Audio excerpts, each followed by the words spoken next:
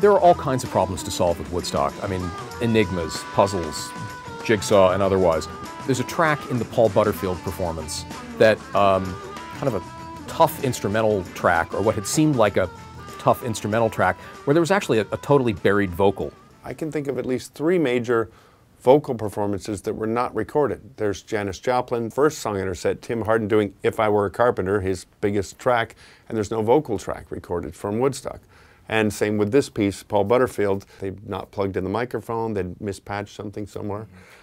And here's what it would sound like if you hear the original tape as we played it.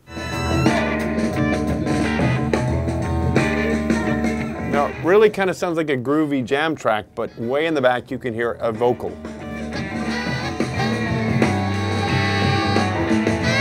That recording has been released, and it's been released, the version it was released in is the no vocal version. We thought, okay, is there something we can do here? Do we have another source? And in fact, we often do have another source. In fact, this is the mono reel of the mono PA soundboard reel of the Paul Butterfield performance.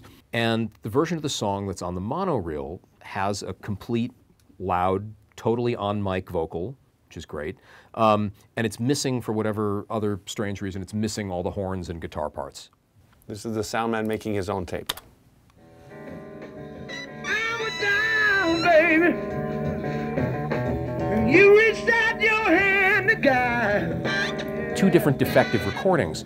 We could have maybe tried to align them, but it would have been like a 1 in a million shot. Trying to get the vocal aligned with the instrumental in the hope that you might be able to sync it up properly to kind of use the elements from both tapes.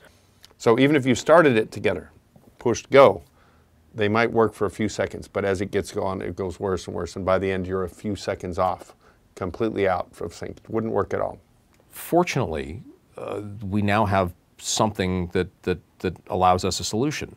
Yeah, as I've said before, computers are great for fixing problems, and this is one of those issues.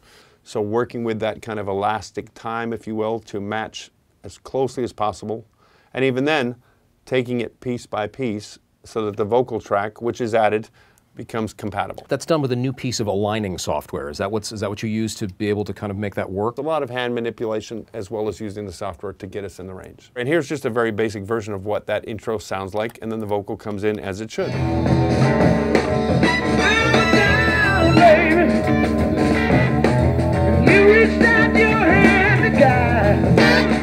So now it totally works. I've got my normal mix-up of the tracks.